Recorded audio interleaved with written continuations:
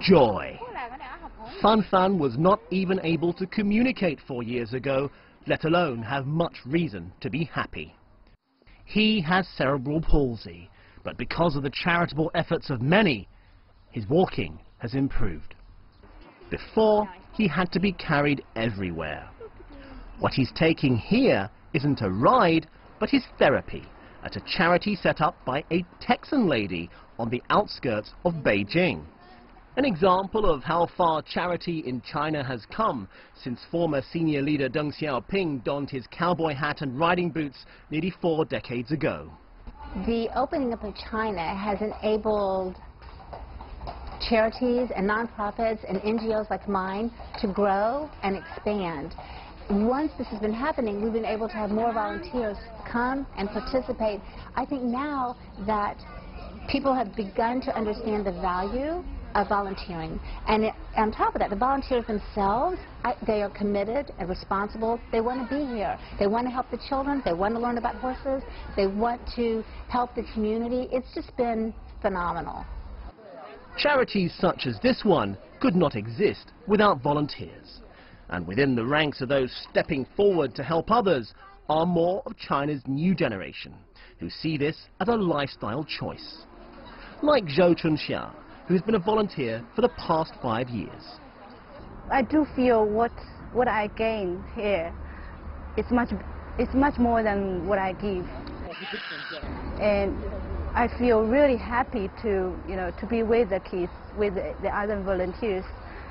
It's a really good relaxation to be here. Yeah, in our life we also met a lot of problems and big pressure from the work. So actually, I don't think I donate a day a week is a problem for me. It's actually, I expect to be here. The United Nations Development Programme has been operating with more than 250 volunteers in China since the early 80s. Reflecting the change in attitudes towards charitable work, it now has around 200 Chinese volunteers assisting with development projects overseas. Its country director in China told me why she felt more youngsters here want to play their part. In the past, it's about helping the communities, which is very important, and your surroundings, giving back to society. What I see now is young people are interested in systematically contributing to development issues, to the society, where they want to be part of a process. They want their voice to be heard, and they are willing to contribute their ideas, their engagement, their enthusiasm, and they are willing to contribute their work on very specific issues of their interest. Every Tuesday afternoon, university students come to this primary school to teach and to share their interests with the children. The number of undergrads volunteering at this school has doubled over this decade. Before I went to university, and I dreamed to be a volunteer because I do the volunteering and I feel excited. I feel my heart be filled by the love. I think this is a very valuable experience. Many people want to, sleep, but because they're busy in their study, but when they are free, they want to sleep or play computer games.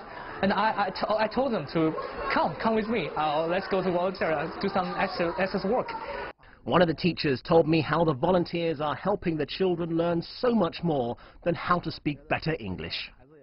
Our children say that they're not just learning schoolwork from these university students, but that they also want to take part in voluntary activities when they grow up. I think voluntary activities with children help improve overall learning and also make a certain impact on their outlook on life and their values. And if you're looking for how big an impact China's young volunteers have made on the quality of lives, just ask Fan Fan. His horse riding therapy is one thing that he looks forward to, regardless of his 5-hour round trip on public buses to get there. All for 1 hour, twice a week, when so many come together to help make this boy smile. Whilst more and more of the younger generation are volunteering to make a difference across China, to one little guy, they've already changed the world. Fun. When you come for your riding therapy, there are so many volunteers who are here to support you. Would you like to thank them? He said, thank you. Yao Chin, CGTN, Beijing.